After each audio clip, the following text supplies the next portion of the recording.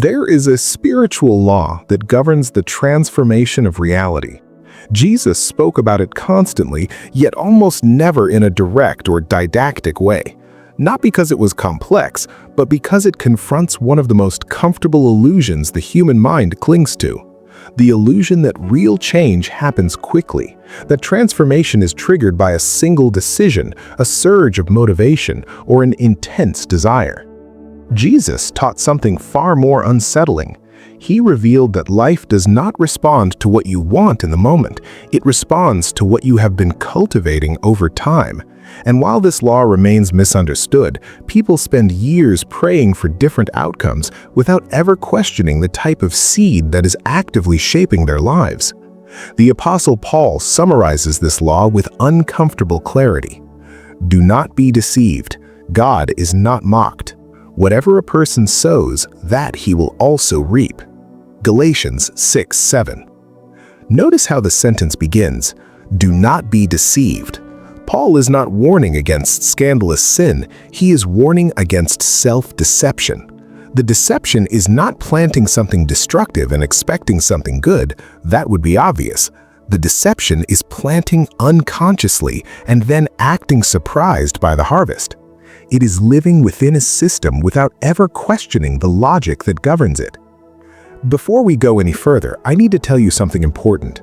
At the end of this message, we are going to pray. Not an emotional prayer, not a prayer driven by desperation or urgency, but a prayer of discernment and repositioning. A prayer that aligns decisions, expectations, and direction.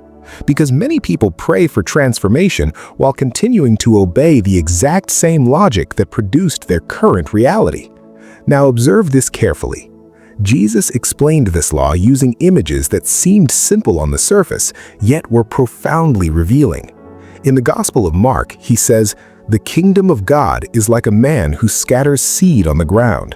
Night and day, whether he sleeps or gets up, the seed sprouts and grows, though he does not know how." Mark chapter 4, verses 27 through 28. There is something hidden in this parable that almost no one pays attention to. Transformation happens outside the field of human anxiety. The man plants, and then life enters an invisible process. The growth does not respond to the farmer's urgency. It does not accelerate because of his concern. It does not slow down because of his impatience. Jesus was teaching that there is an unavoidable interval between cause and effect, between seed and harvest, between decision and manifestation. And it is precisely within this interval that most people lose faith, change strategy, or abandon the process entirely. Not because the law failed, but because they never understood how it works. This may explain why you've experienced cycles of spiritual enthusiasm followed by deep frustration. You decided to change, you felt hope, you felt aligned, but when reality did not respond immediately, you concluded that nothing was happening. Jesus taught that this conclusion is not only wrong, it's a misreading of the process itself. The law of transformation is not immediate, but it is inevitable. Job expresses this same law in a way that is even more unsettling. As I have observed, those who plow evil and those who sow trouble reap it. This verse is often read as a moral accusation, but it is first and foremost a description of how reality functions. Job is not condemning, he is observing. Life responds to patterns, not to isolated intentions. Reality does not react to promises made in moments of desperation. It responds to what has been cultivated consistently. Jesus understood this deeply. That is why he never promised instant transformation. He promised truth. And truth, when truly understood, reorganizes expectations. Today, modern science is beginning to observe this same principle through a different lens. Neuroscience shows that the human brain operates through cumulative plasticity. Repeated patterns strengthen neural pathways. An isolated thought does not rewire the brain. Sustained repetition does. Jesus taught this spiritually when he spoke of seeds, roots, and fruit. Modern language calls it habit. Jesus called it fruit. And here's the part that makes people uncomfortable. No one harvests what they did not cultivate, no matter how much they desire it. You may be living today inside the effects of seeds planted years ago, small decisions, repeated words, silent expectations, subtle postures that once seemed harmless. Jesus never approached this reality with condemnation. He approached it with clarity. That is why he said a tree is known by its fruit, not by its intention, not by its appearance, but by its outcome. Matthew chapter 7, verse 16. This law explains why some people remain trapped in the same emotional, spiritual, or financial cycles for decades. They are not being punished, they are simply harvesting what was planted, often without awareness. But the revelation does not end here. There is a detail within this law that Jesus revealed, a detail that completely changes how transformation is understood. It explains why some people manage to break old patterns while others reinforce them year after year. Until this is understood, a person will keep trying to change the harvest without ever touching the active seed. And this is where we need to go next. There is a silent mistake almost every human being makes when attempting to change their reality. They believe transformation begins when something visible happens. Jesus taught the exact opposite. He revealed that when change becomes visible, transformation has already been in motion for a long time. The real danger is not delay, it's misinterpretation. That is why so many people say nothing is happening, when in reality, everything has already begun. The spiritual law of transformation operates outside the field of emotional urgency. It does not move at the pace of expectation. It responds to quiet continuity. Jesus made this explicit when he described the seed that grows while the man sleeps and wakes without understanding how. Mark 4:27.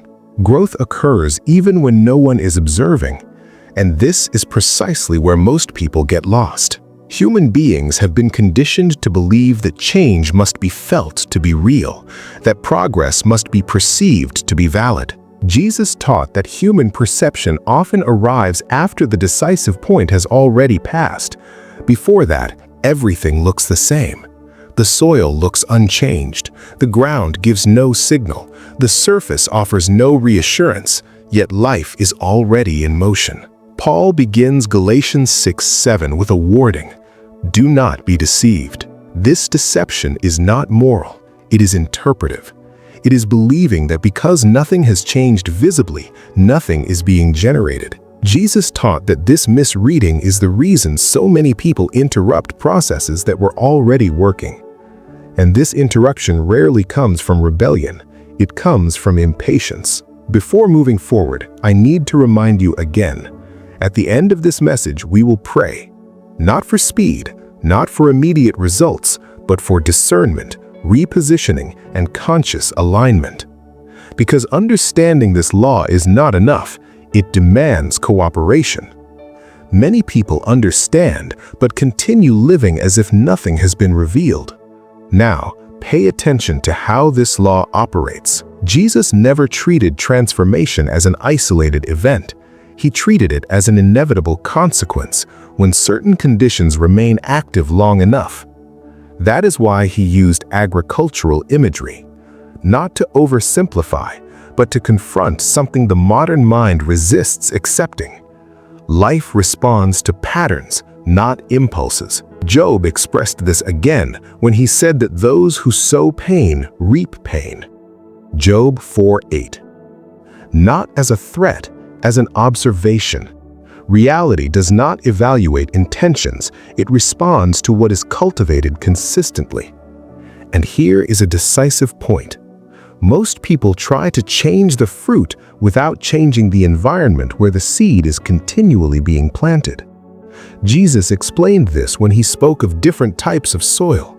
The same seed produces different outcomes, not because the seed changes, but because the system receiving it does. Transformation fails because God is inactive. It fails because the system never stabilizes. Modern neuroscience echoes this principle. The brain changes through sustained repetition, not motivational spikes. A single inspired thought does not alter neural circuitry. A repeated pattern does. Jesus taught this using a different vocabulary, but the principle is identical. Science calls it neural reinforcement. Jesus called it harvest. This may explain why so many people live cycles of excitement followed by collapse. Not because they chose the wrong path, but because they changed the seed too soon. They interrupted the process, not out of disobedience, but impatience. Jesus witnessed this when crowds followed him as long as there were visible signs, but walked away when the teaching demanded endurance. John 6:66. The spiritual law of transformation does not adjust itself to human urgency. It continues operating, with or without your agreement.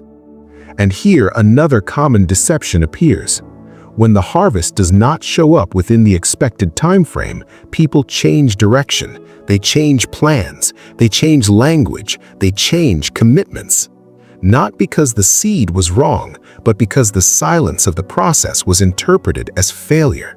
Jesus never confused silence with absence. He knew the invisible always precedes the visible.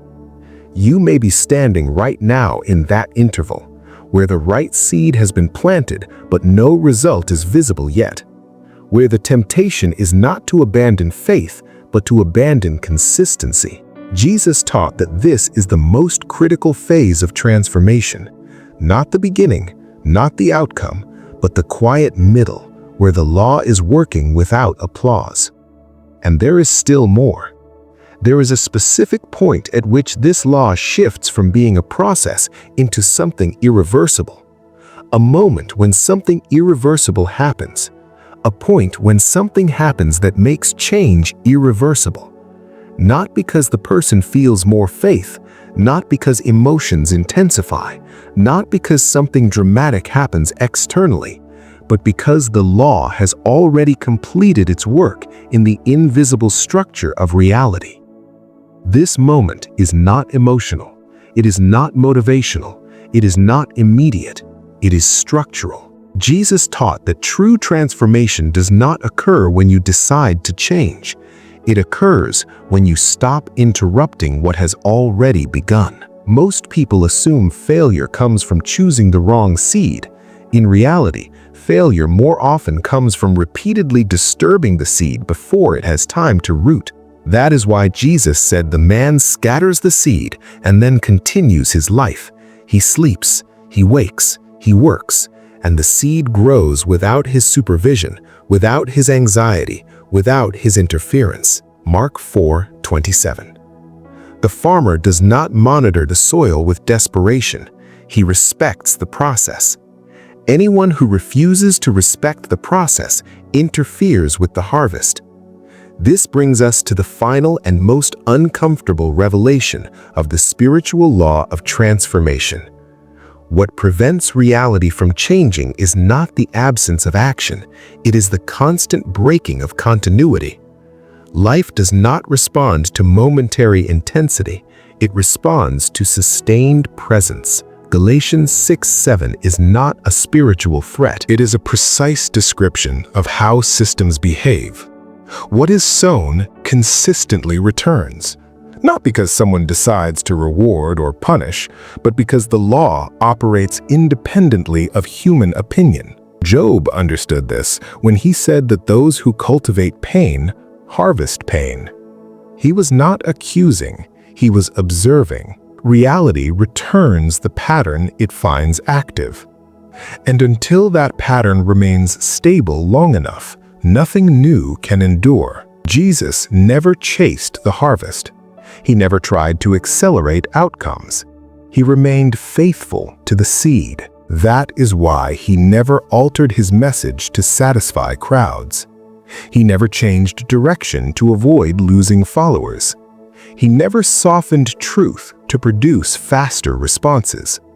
He understood that every concession to immediacy weakens the process. This explains why many changes in your life may have begun but never consolidated. Not because they were wrong, but because they were interrupted before becoming irreversible. The seed sprouted, but it was exposed too early. Roots remained shallow. They could not withstand time. Jesus taught that time is not the enemy of transformation. Time is its ally. What matures at the proper pace cannot be easily uprooted. That is why the law of transformation demands something most people instinctively avoid: consistency without confirmation. To understand how deep this principle goes, we need to examine the error Jesus addressed repeatedly, though rarely explicitly: the human tendency to measure reality by visibility. People assume that if something cannot yet be seen, felt, or measured, it must not be real. Jesus dismantled this assumption entirely. He taught that by the time change becomes visible, the decisive phase has already passed. The real battle happens before evidence appears. And this is where most people fail, not because they lack discipline, but because they misinterpret silence. Silence is not inactivity. Silence is incubation. The soil does not announce progress. Roots form without sound. And the deeper the root, the longer the silence. This is why Jesus warned so strongly against shallow beginnings. In the parable of the sower, he described seeds that sprout quickly but have no depth. When pressure comes, they collapse. Not because the seed was defective, but because the root system never stabilized. Matthew 13. This parable is not about belief. It is about continuity. People celebrate beginnings. Jesus warned about endings. He knew that enthusiasm without permanence creates fragile transformation. And fragile transformation always collapses under time. Here is where the concept of irreversibility becomes essential.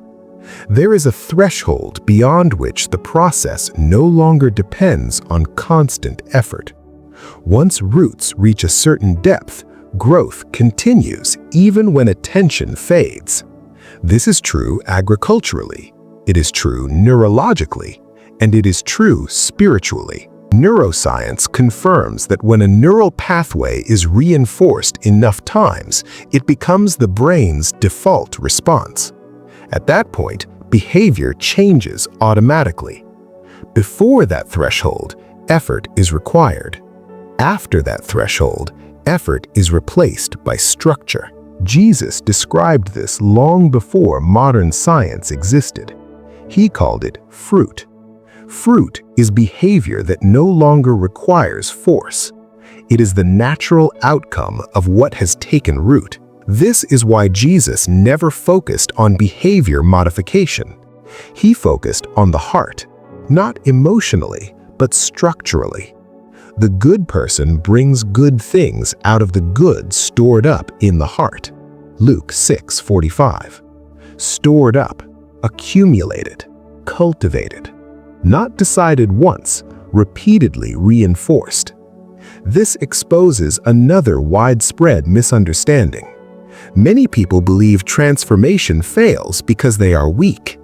Jesus taught that transformation fails because systems are unstable. A person can be sincere and still sabotage change, not by choosing wrong, but by changing too often. Every time you switch direction prematurely, you reset the process. Every time you abandon a pattern before it stabilizes, you delay the harvest. And this is where anxiety becomes dangerous. Anxiety is not just emotional discomfort. Anxiety is interference. It pushes people to dig up seeds prematurely to check if something is happening. But every time the soil is disturbed, roots are damaged. Jesus never praised urgency. He praised endurance. Whoever endures to the end will be saved. Matthew 24:13. This was not about suffering. It was about continuity. Endurance is not passive. It is active stability. It is remaining aligned even when nothing seems to respond. This explains why Jesus often withdrew from crowds after moments of intensity. He refused to let excitement replace structure. He understood that momentum without grounding produces collapse. And this is where many modern spiritual approaches fail. They prioritize peaks. Jesus prioritized root depth. A peak can be faked. Roots cannot. The invisible determines the irreversible. This brings us back to the silent mistake nearly everyone makes. Believing transformation begins when results appear. Jesus taught that transformation becomes irreversible long before results appear. The problem is not waiting. The problem is misreading what waiting means. Waiting is not inactivity. Waiting is non-interference. The farmer doesn't help the seed grow by watching it. He helps it by not disturbing it. This requires trust, not emotional trust, but structural trust in the law itself. Paul warned, "Do not be deceived." The deception is subtle. It's assuming that because nothing is visible, nothing is happening. This deception causes people to abandon exactly what would have worked if left undisturbed. Jesus knew this. That is why he taught permanence before reward. That is why he spoke of counting the cost. That is why he discouraged impulsive commitments. Luke 14:28. He was not lowering standards. He was protecting people from self-sabotage. Because starting without staying produces deeper frustration than never starting at all. Here is a critical insight. The law of transformation does not require perfection. It requires continuity. You can stumble and still grow, but you cannot constantly restart and expect roots. This is why guilt-driven cycles are so destructive. People fail once and abandon the entire process, not because the seed died, but because shame convinced them it had. Jesus never treated failure as fatal. He treated instability as dangerous. He restored Peter after betrayal, not by restarting his identity, but by re-establishing continuity. Follow me. Not try again. Follow. Remain. Stay. This distinction changes everything. Now consider this carefully. There is a point at which the law no longer asks for effort. Once a pattern is reinforced deeply enough, reality begins to respond automatically. This is the moment Jesus protected. The moment when obedience stops feeling forced. The moment when alignment becomes natural. The moment when fruit begins to appear without struggle. But this moment cannot be rushed. Every attempt to accelerate it delays it. Every interruption resets the clock. This is why Jesus did not chase outcomes. He trusted the law. He trusted the Father. He trusted the process. He remained faithful even when nothing externally validated his path. Even when followers left. Even when results were delayed.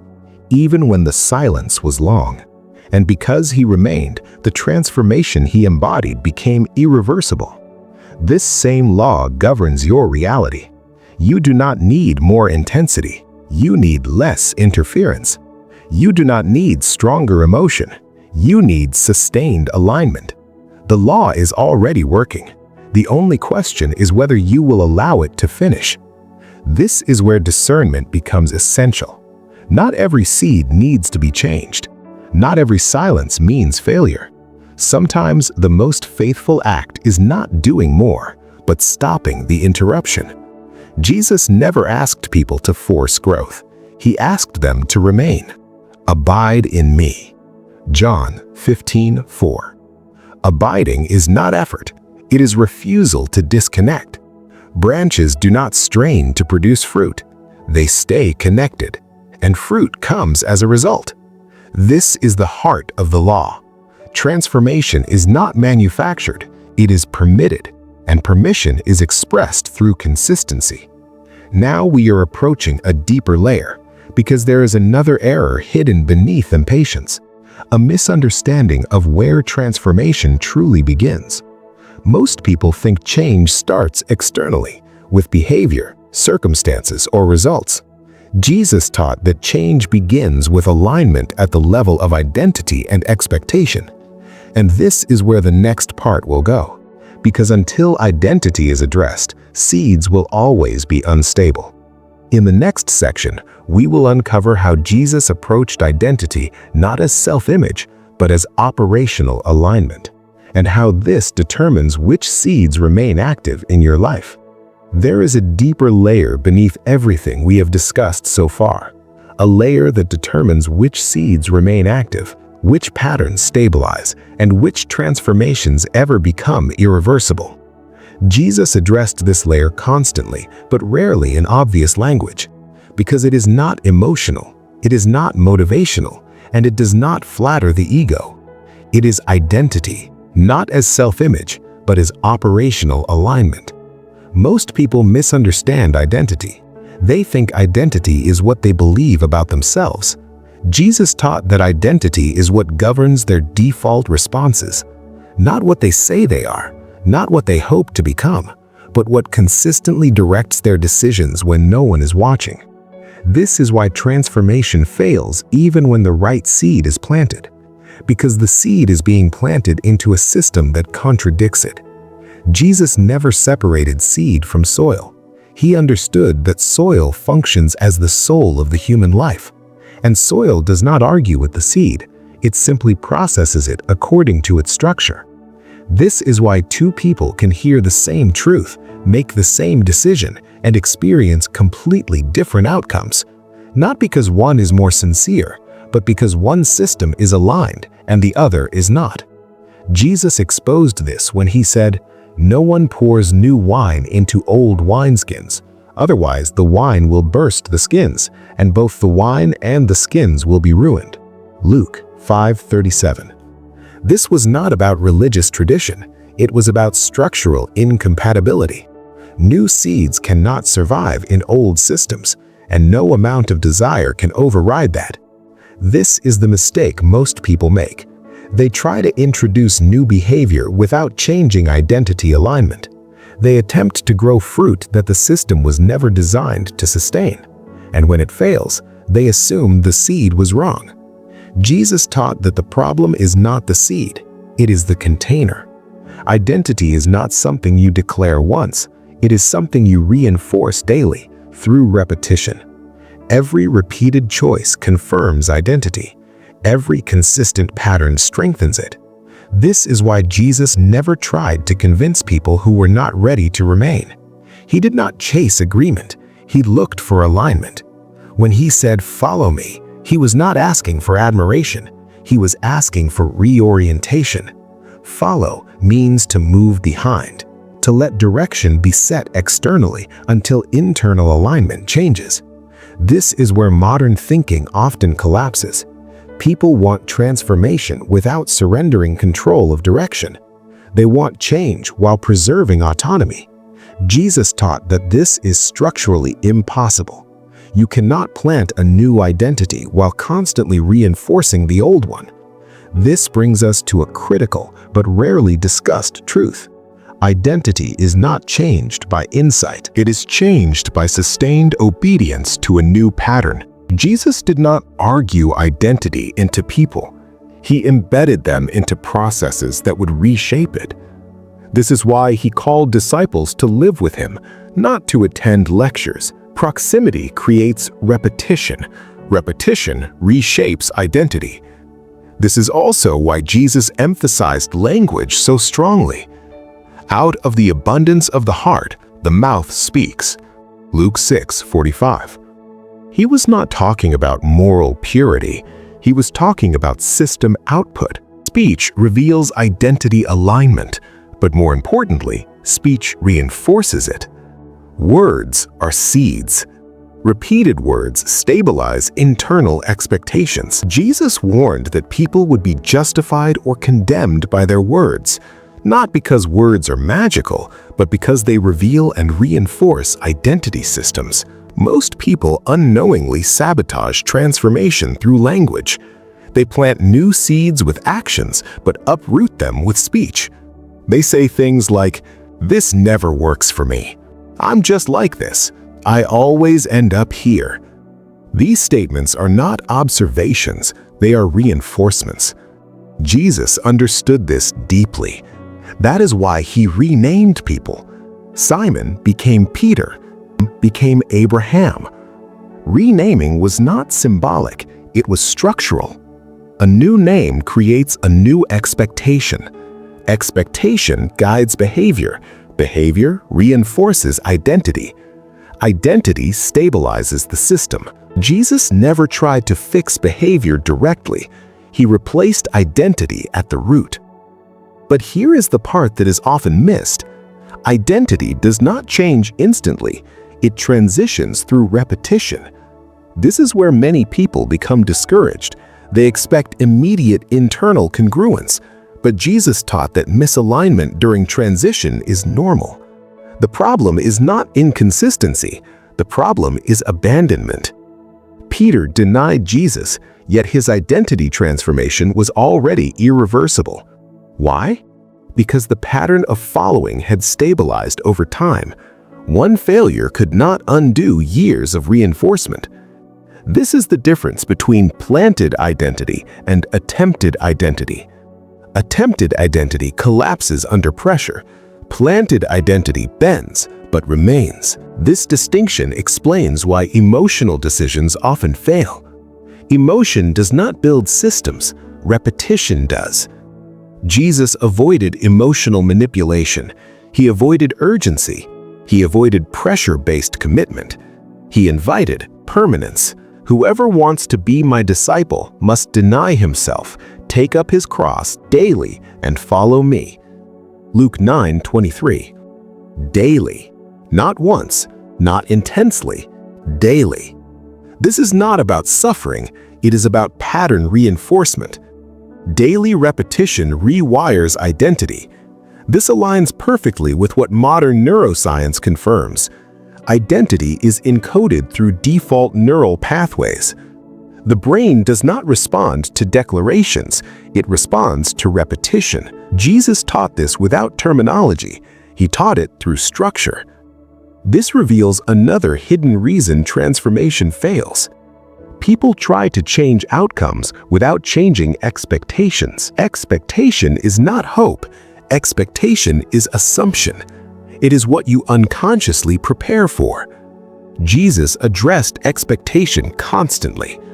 According to your faith, be it unto you. Matthew 9:29.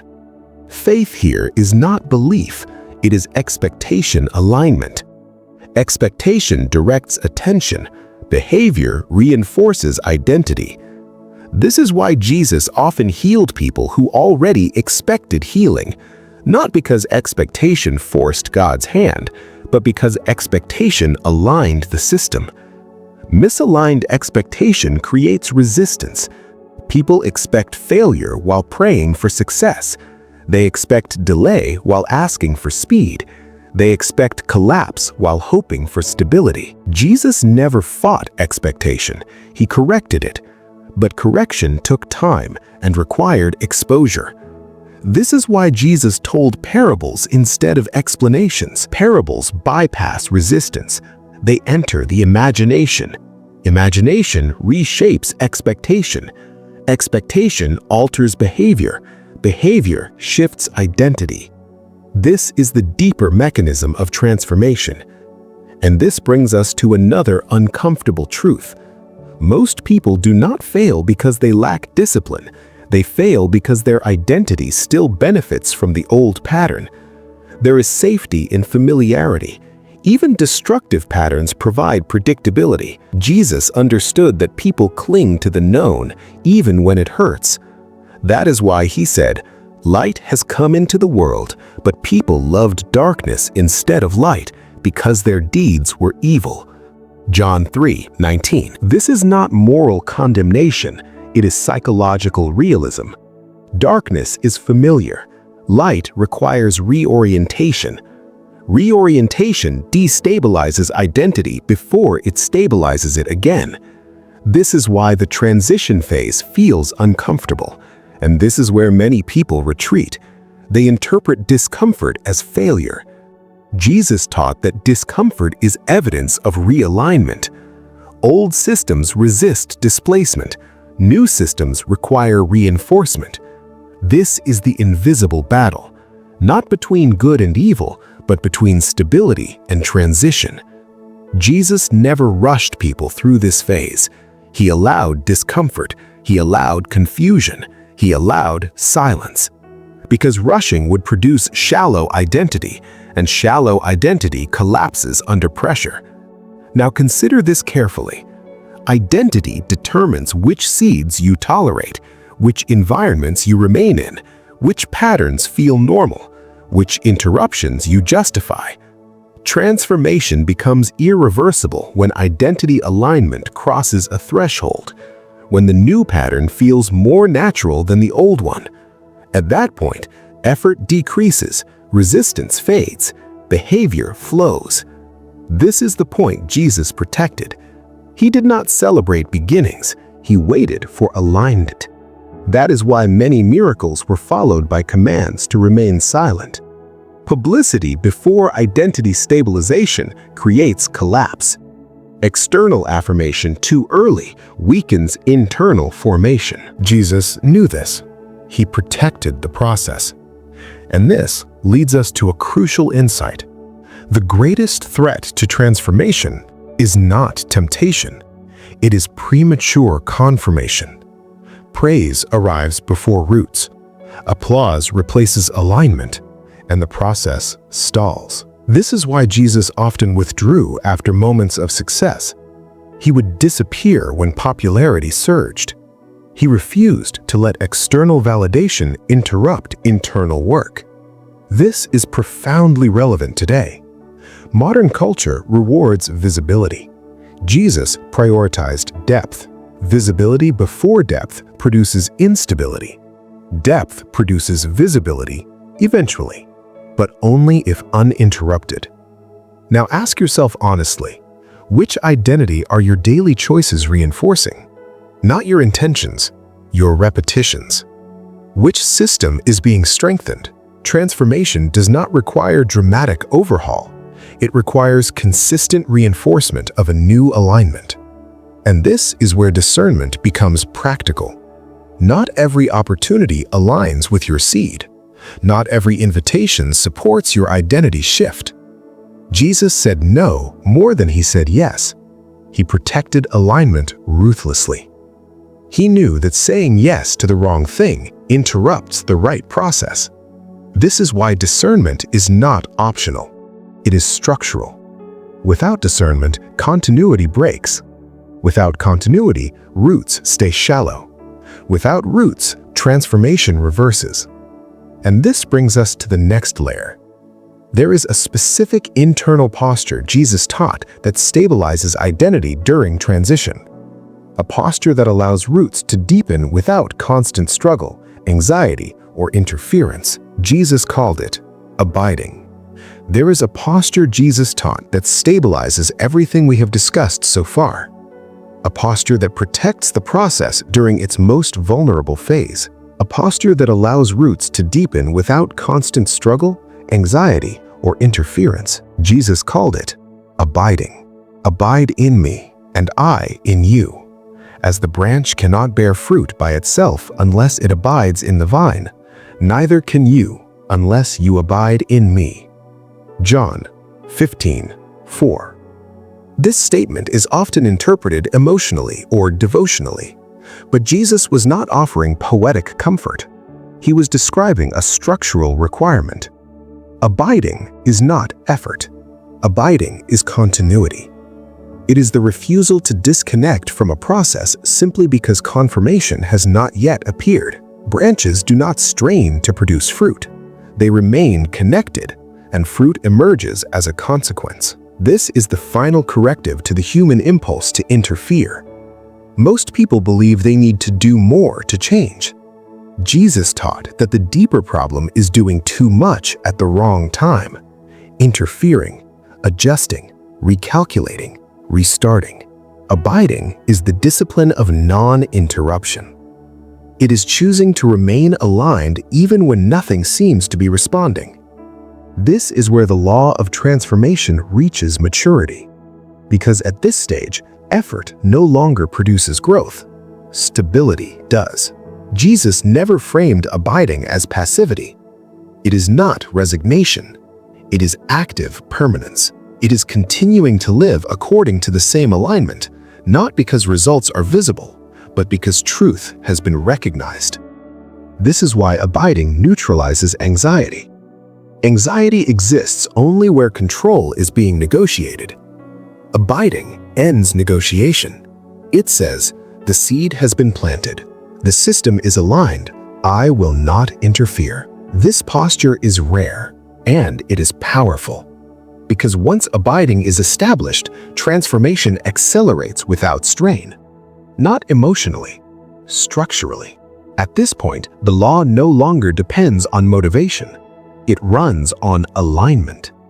This is what Jesus meant when he said, "My yoke is easy and my burden is light." Matthew 11:30. Easy does not mean instant. Light does not mean effortless. It means the load is no longer resisted internally. Resistance drains energy. Alignment conserves it. When identity, expectation, behavior, and direction are aligned, effort decreases naturally. This is the irreversible phase. This is where many people assume nothing special happened because there was no emotional climax. And that is exactly the point. True transformation rarely announces itself. It stabilizes quietly. And then one day, without drama, reality begins to respond differently. Patterns shift. Cycles break. Choices feel easier. Old temptations lose strength. Not because you fought harder, but because the system changed. Jesus never chased visible confirmation. He trusted the law. He trusted the Father. He trusted continuity. This is why he could sleep during storms, why urgency did not control him, why delay did not shake him. He knew that once alignment was set, interruption was the only threat. This brings us to the final clarification. Many people think God withholds results. Jesus revealed something far more sobering. God allows the law to operate. The delay is not divine reluctance, it is structural incubation. And incubation cannot be rushed. This is why Jesus refused shortcuts. Even when offered power without process, even when tempted to bypass time.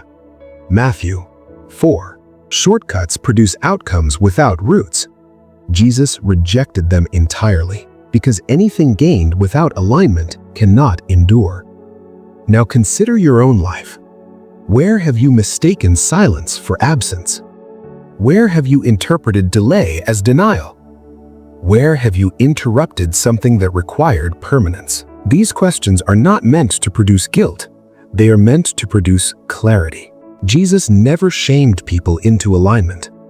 He revealed truth and allowed them to choose.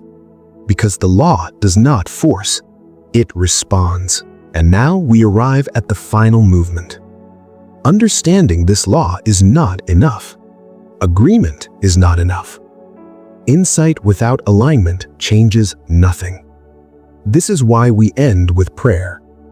Not a prayer for speed, not a prayer for immediate results, but a prayer of repositioning. A prayer that restores continuity. If you can, pause for a moment, not emotionally, consciously, and align your attention. Prayer.